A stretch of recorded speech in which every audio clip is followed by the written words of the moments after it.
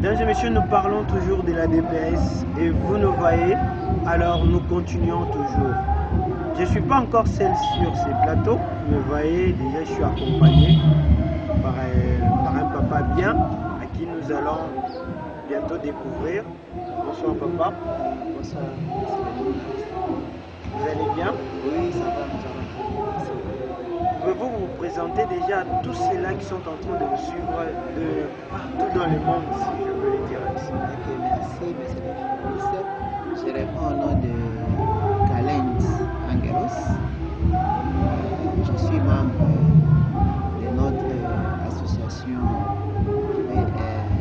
DPS dirigée par le président David Luhembwe, que nous profitons de ce temps à lui remercier pour le grand travail qu'il a fait. Et si nous sommes ici sur ce plateau, c'est grâce à lui pour la dynamique dont il est question.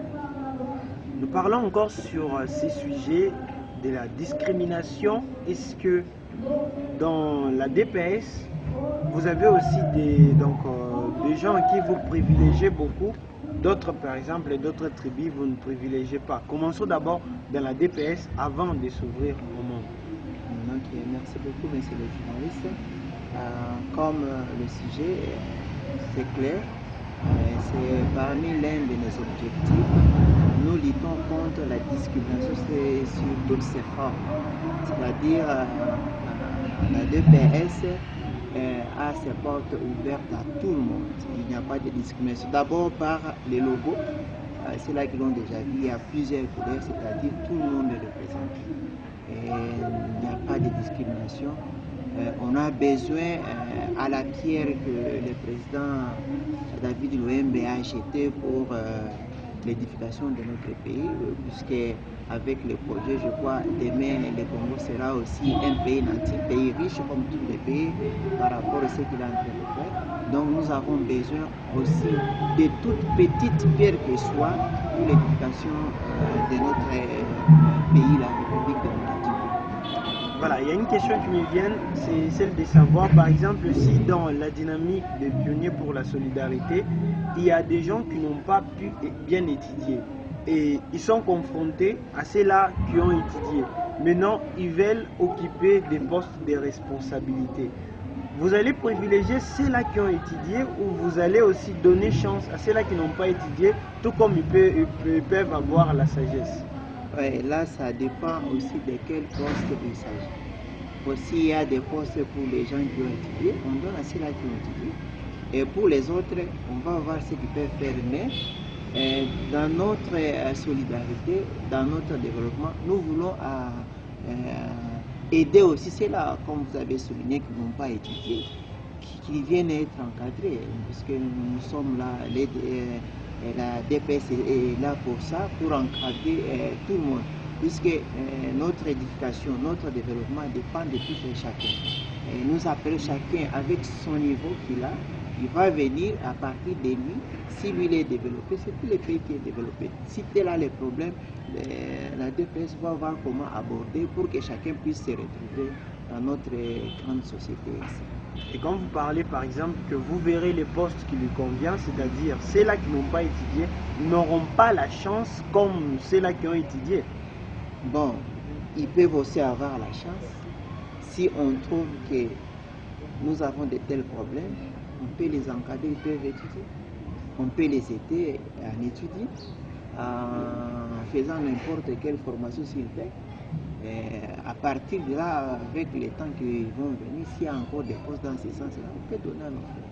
Mais ces postes-là, ce n'est pas seulement pour ceux-là qui ont étudié.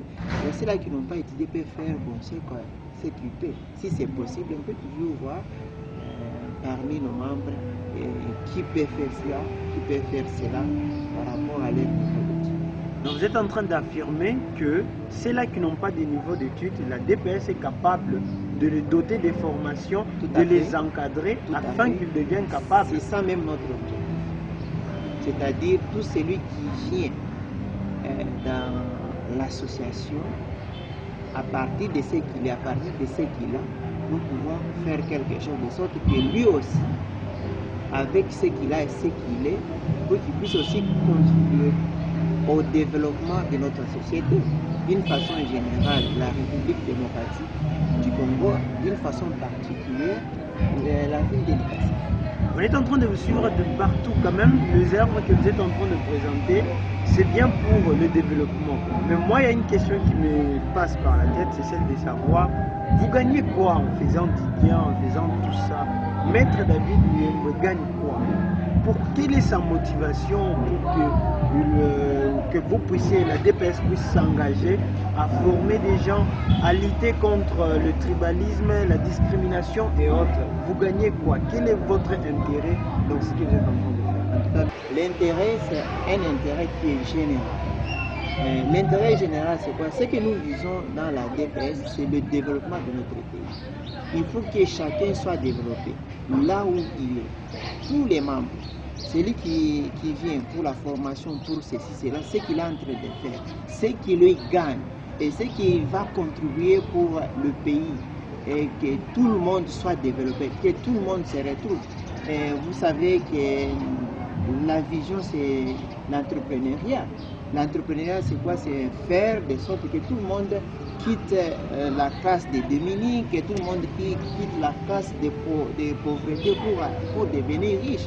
Et c'est ce qui va faire aussi de notre pays un pays nanti, un pays très riche. C'est ça l'intérêt. Notre intérêt, chacun là où il est, dans notre société, puisse se retrouver et vivre en